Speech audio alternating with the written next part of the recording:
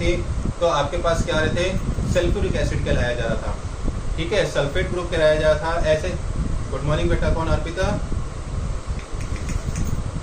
Okay, और मैं उम्मीद करता हूँ क्योंकि मैं अब है ना क्वेश्चन आंसर पे डिस्कस करूंगा इस चैप्टर के एनसीईआरटी के 1 बाय 1 इन टेक्स्ट और जितने भी हैं आपके, ठीक है। और एक असाइनमेंट भेजा जाएगा ग्रुप के अंदर, ठीक है, एक ग्रुप के अंदर क्या होगा, असाइनमेंट भेजा जाएगा आपकी क्लास के साथ साथ। मेरे पास मेरे जो होम ट्यूशन स्टूडेंट्स हैं वो सारे के सारे यहाँ बैठे हुए हैं, ठीक है, वो भी क्लास देख रहे हैं, ठीक है। तो आप लोगों की आवाज़, आप लोगों का सवाल पूछना सब आपको ऑब्जर्व किया जा रहा है। तो मैं उम्मीद करता हूँ आप लोग इस क्लास को अच्छे से समझने की कोशिश करेंगे जो आज आपको क्लास बताई जा रही है। तो बेटा आज जो हम बात करेंगे, अगेन हम इस टॉपिक को लेंगे, थोड़ा सा टॉपिक एक पोर्शन रह गया था हमारी एनसीईआरटी बुक के अंदर, बहुत कम दिया हुआ है, ना के बराबर ही उसके अंदर नॉलेज दी हुई है। तो जो हम बात करेंगे आज पीएच ऑफ सॉल्ट सॉल्यूशन की बात करेंगे कि जो हमारी सॉल्ट फैमिली थी और जो पीएच वैल्यू हमारी डेली लाइफ के अंदर क्या करता है, इंपॉर्टेंस रखता है, ठीक है, एवरीडे लाइफ के अंदर। और जो सोरेनसन ने हमें पीएच स्केल दिया था और जिन दो मेथड के द्वारा हम पीएच वैल्यू फाइंड आउट करते हैं किसकी, किसी भी सब्सटेंस की कि वो एसिड है बेस है, उसी को थोड़ा आगे बढ़ाते हुए हम पीएच ऑफ सॉल्ट सॉल्यूशन की बात करेंगे आज। इसकी बात करेंगे पीएच ऑफ सॉल्ट सॉल्यूशन की जो पीएच होती है सॉल्ट सॉल्यूशंस की, वो क्या कैसे होता है, क्या पता लगता है उसके बारे में। तो सीधी सी बात है कि हमें पता है बेटा कि जो आपके क्या नाम है, एसिड और बेस रिएक्शंस होते हैं। जब एसिड और बेस रिएक्ट करते हैं तो हमारे पास साल्ट प्लस वाटर बनता है। हम उस रिएक्शन को क्या कहते हैं, न्यूट्रलाइजेशन रिएक्शन कहते हैं। क्या कहते हैं, न्यूट्रलाइजेशन रिएक्शन कहते हैं। लेकिन जब रिएक्शन को न्यूट्रलाइजेशन कहते हैं तो उसका रिएक्शन रिवर्स रिएक्शन भी ऑकर है, मीन्स वो रिवर्स भी होगा आपका। क्या होगा वो, रिवर्स। तो साल्ट रिएक्ट करता है वाटर के साथ और गिव बैक देता है हमें एसिड और बेस। क्या देता है, a salt react with water gives acid and base. उस रिएक्शन को हम क्या कहते हैं, उसको क्या कहते हैं, साल्ट हाइड्रोलाइसिस कहते हैं। Means the salt and water react to form, क्या बनाएगा आपके पास, एसिड एंड बेस। ठीक है, acid base, this reaction is known as, क्या कहेंगे, साल्ट हाइड्रोलाइसिस कहेंगे। क्या कहेंगे, salt hydrolysis, salt hydrolysis reaction कहेंगे, ठीक है। ये क्या हो गया बेटा, न्यूट्रलाइजेशन का रिवर्स हो गया। That was the reverse, the reaction nature occur reverse occur करेगा, उसको हम क्या कहेंगे, साल्ट हाइड्रोलाइसिस कहेंगे, ठीक है। अब ये डिपेंड करता है किसके ऊपर, कि जब आपके पास depending on the same, depending on the nature of the acid and base, कि एसिड और बेस का क्या नेचर है आपके पास। तो जो नेचर होता है एसिड बेस का वो प्रोड्यूस करता है रिएक्शन विद वाटर और सॉल्ट के साथ। हम उसको क्लासिफाई करेंगे 4 तरीके से। क्या करेंगे, 4 तरीके से उसको क्लासिफाई करेंगे। तो पहला, मैं बेटा ये नोट कर लेना, अगर किसी ने नोट करना है तो, और फटाफट बोल देना मेरे को यस और नो, ठीक है। मैं इसको मिटा रहा हूँ और वीडियो भी अपलोड हो जाएगा, किसी को कोई दिक्कत नहीं होनी चाहिए। उसके बाद है कि क्लासिफाइड इनटू 4 टाइप्स में, पहला जो होगा आपके पास होगा साल्ट्स ऑफ, जो साल्ट्स होंगे आपके पास वो होंगे strong acid and strong base, strong acid and strong basis. कैसे, एग्जांपल के तौर पे आपके पास क्या होगा, NaCl, सोडियम क्लोराइड हो गया आपके पास, हाँ, सोडियम नाइट्रेट हो गया आपके पास, ठीक है। ये साल्ट्स हैं सारे के सारे, स्ट्रॉन्ग एसिड और स्ट्रॉन्ग बेस के साथ जो बने होते हैं। ऐसे आपके पास Na2SO4 हो गया, ठीक है।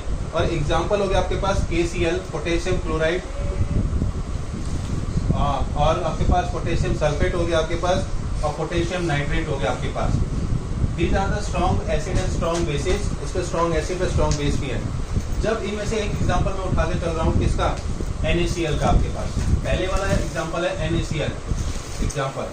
अगर NaCl रिएक्ट करता है किसके साथ, पानी के साथ, ठीक है, तो क्या बनेगा आपके पास, सोडियम हाइड्रोक्साइड बनेगा, हाँ बेटा, और प्लस क्या बनेगा, स्ट्रॉन्ग एसिड बनेगा HCl। तो बेटा ये तो हो गया आपके पास स्ट्रॉन्ग बेस, ये क्या हो गया, स्ट्रॉन्ग बेस, और ये हो गया आपके पास स्ट्रॉन्ग एसिड बन गया आपके पास। तो आप देख रहे हो, हाँ आप देख रहे हो, ये तो सॉल्ट था आपके पास और ये था वाटर। जब दोनों रिएक्ट करें तो आपके पास क्या बना, स्ट्रॉन्ग बेस और स्ट्रॉन्ग एसिड फॉर्मेशन हुआ। तो ऑन द बेसिस जो पीएच वैल्यू होती है सॉल्ट सॉल्यूशन की हम क्लासिफाई करते हैं किसके बेसिस, पहला salts of strong acid and strong basis, कि अगर स्ट्रॉन्ग बेस या स्ट्रॉन्ग एसिड होगा फॉर्मेशन होगा जब आपके पास कोई सॉल्ट रिएक्ट करेगा किसके साथ, पानी के साथ आपके पास। तो पहला ही आपके पास क्लासिफिकेशन था किसके अंदर, पीएच ऑफ सॉल्ट सॉल्यूशन का। तो मैं उम्मीद करता हूँ नोट कर लिया होगा आप लोगों ने इसको। The solution is neutral with pH कितनी होनी चाहिए न्यूट्रल की बेटा, 7, कितनी होगी, 7 रहेगी। तो नोट कर लो बेटा इसको, ठीक है। सेकंड, और हर बुक के अंदर दिया हुआ है, जो मैंने आपको पीडीएफ फाइल नोट की हुई थी बेटा, भेजी थी, उसमें क्लियरली मेंशन्ड है, अगर किसी ने अच्छे से रीड किया हुआ है, ठीक है, उसमें भी मेंशन किया हुआ है। सेकंड जो क्लासिफिकेशन होगा वो होगा सॉल्ट्स ऑफ स्ट्रॉन्ग, ठीक है। अभी स्ट्रॉन्ग एसिड स्ट्रॉन्ग बेस लिया था हमने, ठीक है। अब हम क्या लेंगे, स्ट्रॉन्ग एसिड और क्या लेंगे, वीक बेस लेंगे, क्या लेंगे, हाँ, strong acid and weak base को हम यूज करेंगे। इसमें एग्जांपल जो होंगे आपके पास NH4Cl, ठीक है, आपके पास अमोनियम क्लोराइड रहेगा, CuSO4 हम लेंगे, ठीक है। उसी तरह से आपके पास एल्यूमिनियम क्लोराइड रहेगा, AlCl3, उसके बाद आपके पास क्या रहेगा, जिंक सल्फेट रहेगा, ZnSO4, और उसके बाद जो आपके पास रहेगा, हाँ बेटा, मैग्नीशियम सल्फेट भी होता है, और BaCl2 भी होगा आपके पास। These are the few examples of strong acid and strong base. अगर हम इसको क्या करेंगे, पानी के साथ डिसॉल्व करेंगे, क्या करेंगे, हम पहला एग्जांपल ले रहे हैं NH4Cl का, रिएक्ट कर रहे हैं NH4Cl को रिएक्ट करेंगे हम H2O से। तो ये क्या है बेटा आपके पास, ये अमोनियम क्लोराइड है आपका, और ये कौन सा है, वाटर है। अगर जब ये ब्रेकअप होते हैं, डिसोसिएट होते हैं किसी सॉल्यूशन के अंदर, पानी के अंदर जाकर के, तो आपको क्या होगा, NH4OH अमोनियम हाइड्रोक्साइड, और प्लस क्या बनेगा आपका, आपको बता सकता है, HCl। हाँ बेटा, ये क्या कहलाएगा, स्ट्रॉन्ग एसिड कहलाएगा। क्या कहलाएगा ये, स्ट्रॉन्ग एसिड, क्योंकि मैंने ऑलरेडी आपको बताया था स्ट्रॉन्ग एसिड्स होते हैं, मिनरल एसिड होते हैं, उसमें क्या था, सोडियम हाइड्रोजन क्लोराइड था, सल्फ्यूरिक एसिड था, और नाइट्रिक एसिड था आपके पास। तो और ये हो गया आपके पास, क्या हो गया, वीक बेस हो गया। ये क्या होगा आपके पास, वीक बेस। तो ये देखो बेटा, salt of strong acid and weak base से बनता है। ये जो सॉल्ट है, सॉल्ट से क्या बनेंगे, स्ट्रॉन्ग एसिड और वीक बेस बनेंगे, जैसा कि आपको यहाँ रिएक्शन में दिखाई दे रहा है। तो अमोनियम क्लोराइड वाटर के साथ रिएक्ट करेगा, वीक बेस बनाएगा और स्ट्रॉन्ग एसिड फॉर्मेशन करेगा। ऐसे हम थर्ड क्लासिफिकेशन पढ़ेंगे आज, उसको हम क्या कहते हैं, सॉल्ट्स ऑफ, ठीक है, वीक एसिड हम लेंगे और क्या कर देंगे, स्ट्रॉन्ग बेस कर देंगे। हाँ बेटा, स्ट्रॉन्ग बेस कर देंगे, गुड, ठीक है। अब उसके अंदर क्या होगा आपके पास, कि आपको लेंगे हम Ne2CO3, एग्जांपल्स कुछ इसमें एसिड और बेस के आपके, NaHCO3, NaHCO3 होगा आपके पास। उसी तरह से आपके पास होगा CH3, COONA और एटसेट्रा, ठीक है, एटसेट्रा आपके पास। अब इसमें हम एग्जांपल लेते हैं, पानी के साथ रिएक्शन करेंगे किसी एक कंपाउंड को लेकर के। मैं Na2CO3 को ले रहा हूँ, पानी के साथ क्या कर रहा हूँ, इसका रिएक्शन करवा रहा हूँ। तो इससे क्या होगा कि जब ये सॉल्ट डिसॉल्व करेगा किसके अंदर, पानी के अंदर, तो क्या बनाएगा आपके पास, स्ट्रॉन्ग बेस और वीक। हाँ बेटा, हाँ, उसके बाद क्या, यस बेटा, Na2CO3 प्लस H2O रिएक्ट करके क्या बनाएगा आपके पास, NaOH, स्ट्रॉन्ग बेस बनाएगा आपका, और वीक एसिड बनाएगा आपके पास। और वीक एसिड में क्या होगा, H2CO3, ठीक है, क्या होगा, H2CO3। ये तो स्ट्रॉन्ग बेस हो गया, ठीक है बेटा, सोडियम हाइड्रोक्साइड, और ये हो गया आपके पास कार्बोनिक एसिड। और कार्बोनिक एसिड क्या होता है आपका, वीक बेस होता है, वीक एसिड होता है आपका, हाँ, वीक एसिड होता है आपका कार्बोनिक एसिड। कैसे, कार्बोनिक एसिड को हम यूज करते हैं जो कोल्ड ड्रिंक वगैरह के अंदर है, उनका टेस्ट आप लोगों ने करके देखा हुआ, तो वो वीक एसिड्स होते हैं आपके पास। तो ये है बेटा आपके पास तीसरी क्लासिफिकेशन थी कि जब साल्ट होते हैं वाटर में सॉल्व होते हैं, डिजोल्व होते हैं, तो आपके पास वीक एसिड और स्ट्रॉन्ग बेस फॉर्मेशन करते हैं। अब इसमें जो लास्ट फोर्थ क्लासिफिकेशन थी आपकी, क्या थी? लास्ट फोर्थ वन, तो वो तो एक ही बची आपके पास। हाँ बेटा, शाबाश। उसके बाद कहते हैं fourth, salts of weak base and weak acid. Yes बेटा। और उनमें जो कंपाउंड्स हम एग्जांपल लेंगे वो एक ही लेने को मैं एक ही से लेता हूँ, ठीक है। अगर हम यहाँ क्या करेंगे, CH3 COONA, तो इसको क्या कहेंगे हम? अमोनियम एसीटेट कहेंगे। क्या कहेंगे बेटा? Ammonium acetate. तो इसमें क्या होगा? वीक ही बनेगा जो पानी के साथ रिएक्ट करेगा आपके पास, ठीक है। तो ये एग्जांपल रहेगा और इसकी pH वैल्यू नियरली 7 ही रहेगी आपके पास आसपास ही। तो इस तरह से हमारे पास 4 क्लासिफिकेशन होगी बेटा, किसके अंदर? साल्ट्स के अंदर। तो आज आपका ये pH वैल्यू का टॉपिक अच्छे से कंप्लीट होता है। जिस तरह से न्यूट्रलाइजेशन रिएक्शन होता है किसके अंदर? एसिड और बेस के अंदर, तो उसी तरह से क्या होगा कि जब ये जो सॉल्ट फॉर्मेशन होता है न्यूट्रलाइजेशन में, अगर पानी के साथ रिएक्ट करता है तो रिवर्स होकर के क्या बनाता है? साल्ट ऑफ हाइड्रोलाइसिस बनाते हैं। उनको क्लासीफाई करते हैं स्ट्रॉन्ग बेस, ठीक है, स्ट्रॉन्ग एसिड के साथ, स्ट्रॉन्ग एसिड वीक बेस के साथ, और स्ट्रॉन्ग बेस और वीक एसिड्स के साथ, और वीक एसिड और वीक बेस के साथ। तो ये आपके पास 4 क्लासिफिकेशन हो जाएंगी, जो कि हमारे को क्या है? pH वैल्यू सॉल्ट सॉल्यूशन के बारे में बताया मैंने आपको। अब हमारे पास जो सबसे इम्पोर्टेंट पार्ट रहता है, हाँ बेटा, इसके ऊपर, क्योंकि इसमें से एग्जाम के अंदर कंपाउंड्स में से इनकी प्रिपरेशन, यूजेस या इनके फॉर्मूला जो कंप्लीट है वो पूछ लिया जाता है, ठीक है, किसी न किसी रूप के अंदर। कंपाउंड कौन सा है? केमिकल नेम, तो इसको हम क्या कहते हैं? सोडियम। यस, सोडियम क्लोराइड कहते हैं बेटा। क्या कहते हैं इसको? सोडियम क्लोराइड, ठीक है। और इसको अगर हम बात करें इसका केमिकल फॉर्मूला, तो NaCl बनता है। क्या बनता है केमिकल फॉर्मूला? NaCl बनता है आपका। तो ये था बेटा आपके पास जो पहला कंपाउंड था। और इसको दूसरा नाम हम क्या कहते हैं? टेबल सॉल्ट भी कहते हैं। क्यों? कि आप जब रेस्टोरेंट वगैरह में जाते हो तो टेबल पे होता है, और टेबल पे अगर आप किसी खाने में फूड आइटम के अंदर कम होता है तो आप इसको क्या करते हो? उसमें डाल लेते हो अपने टेस्ट के अनुसार। तो इसको क्या कहते हैं? टेबल सॉल्ट भी हम कहते हैं। क्या कहते हैं इसको हम? Table salt. तो ये था बेटा आपके पास। उसी तरह से ये जो टेबल सॉल्ट होता है, जो NaCl होता है, इसमें आयोडीन की मात्रा भी होती है। इट कंटेन्स आयोडीन, और कितनी होती है? 15 ppm। कितनी होती है? 15 ppm होती है। 50 मीन्स पार्ट्स पर मिलियन। क्या होती है? 15 पार्ट्स पर मिलियन होती है, ठीक है। इसका रीजन क्या है कि जब भी हमारे पास जो नमक होता है NaCl, उस पर लेबल किया जाता है कि ये जो नमक है आपका आयोडाइज्ड सॉल्ट है। कौन सा है ये? आयोडाइज्ड सॉल्ट है आपके पास। और ये एसेंशियल है हमारे पास पूरी तरह से। हमारे जो ऑर्गन सिस्टम है अंदर, ग्लैंड है जिसको हम थायराइड ग्लैंड कहते हैं, उसको प्रॉपर वर्किंग करने के लिए काम करता है आयोडीन, आयोडाइज्ड सॉल्ट आपका। अब इसकी ऑकरेंस मीन्स ये कहाँ कहाँ मिलेगा आपको, ठीक है। ऑकरेंस एंड, हाँ बेटा, और एक्सट्रैक्शन, कि किस तरह से ये निकाला जाता है। ऑकरेंस में पहला जो आगा आपके पास, उसको हम क्या कहते हैं? सी वाटर। सी वाटर में मौजूद होता है। सेकंड जो होता है आपके पास, वो क्या होता है? रॉक सॉल्ट होता है, ठीक है।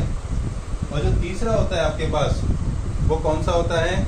इनलैंड लेक्स, जो तालाब वगैरह होते हैं, झीलें वगैरह होती हैं, वहां से। सी वाटर में मैं आपको समझा रहा हूँ, ठीक है, अच्छे से समझ लेना बेटा। कि जो सी वाटर होता है, जैसे राजस्थान हो गया, गुजरात वगैरह, कच्छ वगैरह हो गया, उसके आसपास बहुत ज़्यादा गर्मी होती है, क्योंकि वो डेजर्ट एरिया है। क्या है वो? डेजर्ट एरिया है। डेजर्ट एरिया की वजह से क्या है, वहाँ पे जिस तरह से हम खेतों में क्यारियाँ बनाते हैं, पोर्शंस को डिवाइड करते हैं उसको, ज़मीन को, उसी तरह से वहाँ भी ज़मीन को अलग अलग पोर्शंस में बना करके उसके अंदर पानी इकट्ठा कर दिया जाता है, सी वाटर को। और फिर वहाँ पे गर्मी ज़्यादा होने की वजह से पानी क्या करता है? इवेपोरेट करता है बहुत तेज़ी से। इवेपोरेट करके उसके बाद क्या होता है? जो बच जाता है वो क्या रहता है आपके पास? कॉमन साल्ट होता है। उसमें क्या होता है? बहुत सारी इम्प्योरिटीज़ होती हैं।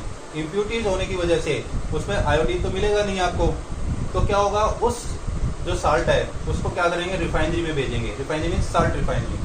वहाँ पे उसके साथ उसको इम्प्योरिटीज को रिमूव करके उसमें आयोडीन को क्या करता है, मिक्स किया जाता है, तब वो आपके पास आयोडाइज साल्ट होकर के पहुँचाया जाता है आपका। तो सबसे पहले जो सोर्स है, मेन सोर्स, वो क्या है आपके पास, सी वाटर है।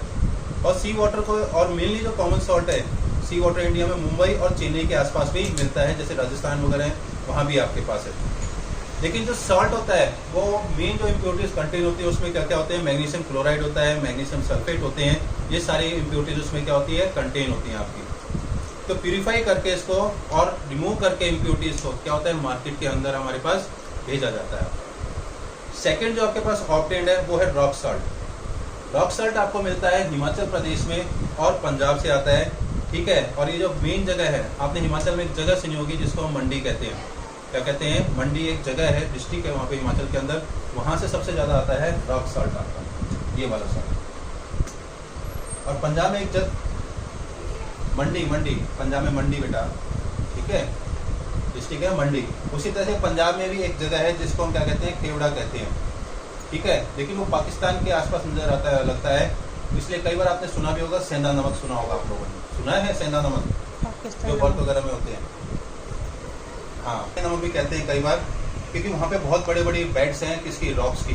तो वहाँ से इसको क्या करते हैं, पाउडर फॉर्म में ग्राइंड करके हमारे पास पहुँचाया जाता है, ठीक है, ड्राई करके पुराने टाइम के अंदर से। उसके बाद इनलैंड लेक्स के अंदर, इनलैंड लेक में क्या होता है, जैसे राजस्थान में सांबर लेक है, राजस्थान में सांबर लेक है, वहाँ पे भी नमक बनाया जाता है। और उड़ीसा के अंदर भी क्या है, चिल्का लेक है, बहुत ज़्यादा साल्टी है, जहाँ पे कॉमन सॉल्ट क्या होते हैं, प्रोड्यूस किया जाता है हमारे लिए, और उसकी इम्प्योरिटीज रिमूव करके रिफाइनरी से तब नमक आयोडाइज हमारे पास पहुँचता है। तो that was the occurrence and extraction, ये तरीका है एक्सट्रैक्शन करने का, क्योंकि इसमें बहुत ज़्यादा एक्सट्रैक्शन नहीं है, सिर्फ थियोरेटिकल पोर्शन था जो आपको अंडरस्टैंड समझाना था कि ये कहाँ हमें मिलता है, कहाँ फाउंड होता है, ठीक है बेटा। अब इसके अंदर हम इसकी प्रॉपर्टीज़ पढ़ेंगे, कॉमन सॉल्ट की प्रॉपर्टीज़ क्या क्या होती हैं, कि फिजिकली और केमिकली क्या ये हमें असर दिखाता है, क्या हमें इसका फ़ायदा होता है। तो सबसे पहले क्या हम पढ़ेंगे, प्रॉपर्टीज ऑफ कॉमन सॉल्ट पढ़ेंगे, properties of common salt. Colour and taste, एक तो बेटा ये क्या होगा, कलरलेस क्रिस्टलाइन फॉर्म होगी,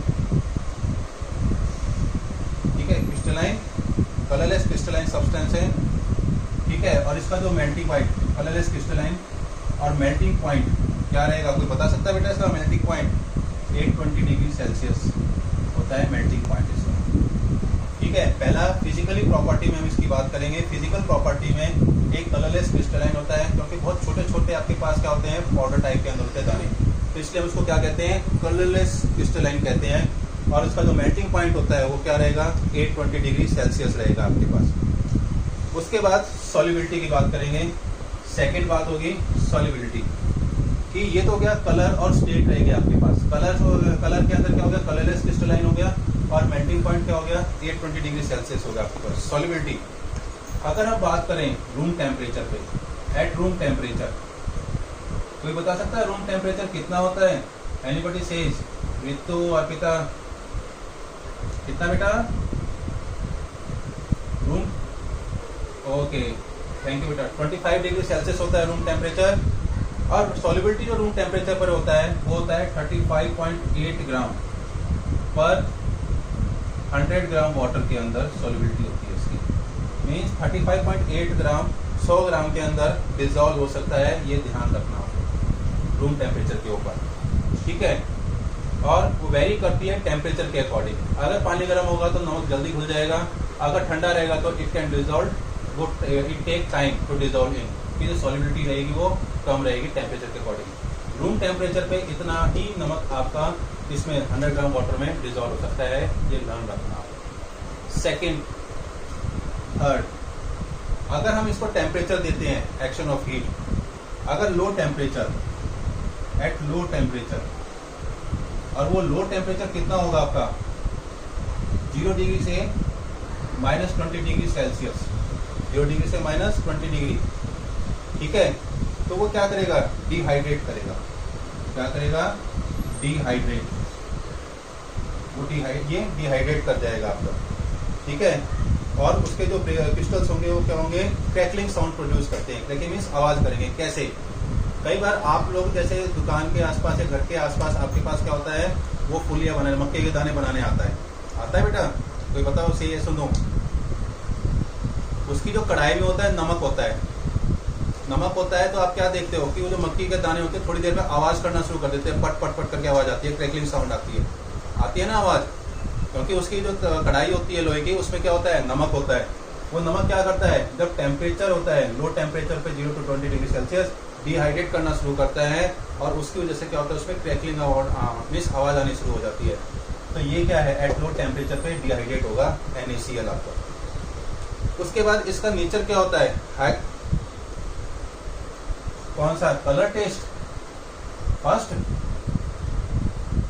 बेटा। ये क्रिस्टलाइन, कलरलेस क्रिस्टलाइन होता है। मीन्स अगर किसी इसमें लिक्विड वगैरह में डाल देंगे तो क्या होगा, पानी के अंदर डिजोल्व हो जाएगा, कलरलेस दिखाई देता है पानी के अंदर। और उसका जो मेल्टिंग पॉइंट होता है वो कितना होता है, 820 डिग्री सेल्सियस होता है। अगर आप उसको मेल्ट करोगे कोशिश तो कितना होगा, 820 डिग्री सेल्सियस टेम्परेचर होता है आपका। ये ध्यान रखना, बस यही है इसके अंदर, और उससे ज्यादा कुछ नहीं। ठीक है बेटा। चौथी प्रॉपर्टी होगी, हाँ चौथी प्रॉपर्टी होगी हाइग्रोस्कोपिक नेचर। हाइग्रोस्कोपिक नेचर होगा इसमें। अब ये हाइग्रोस्कोपिक है क्या बेटा, आप लोगों को समझना चाहिए कि आप लोगों को पता है कि हवा में नमी बहुत होती है, मॉइस्चर होता है, ठीक है, एंड बिकम्स वेट। और अगर टेम्परेचर दोगे तो क्या होगा, वो सूख जाएगा, ठीक है। तो due to presence of magnesium chloride, hygroscopic nature. Hygroscopic का मतलब होता है कि नमक क्या होता है, नमी बहुत जल्दी एक्सेप्ट करता है। क्या करता है, नमी बहुत जल्दी एक्सेप्ट करता है।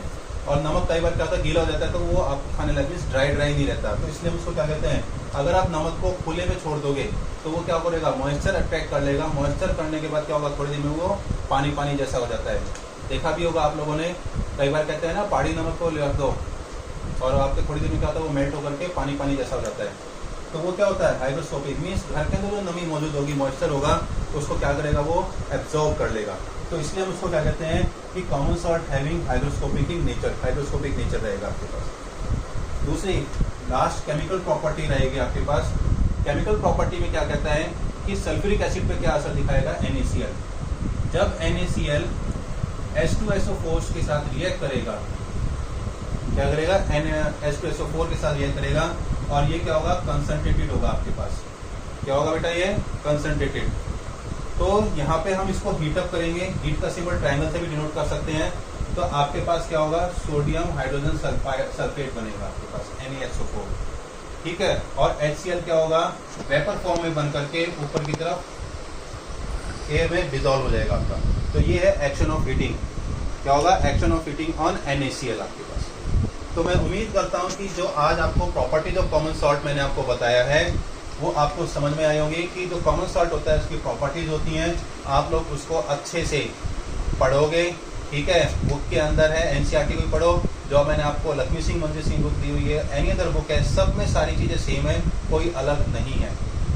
और बेटा जिसको कोई वीडियो या कोई चीज़ रह गई है तो वीडियो का लिंक मैं आज फिर भेज दूंगा, सब लोग उसको सब्सक्राइब करो, शेयर करो, व्यू करो, ठीक है। और बेल आइकन को दबा देना, जिससे आपको नोटिफिकेशन वीडियो अपलोड होगा आपको इमीडिएट मिल जाएगा आपको, ठीक है, यूट्यूब के ऊपर जाकर के। तो मैं उम्मीद करता हूँ कि आप लोग, कौन सा बेटा,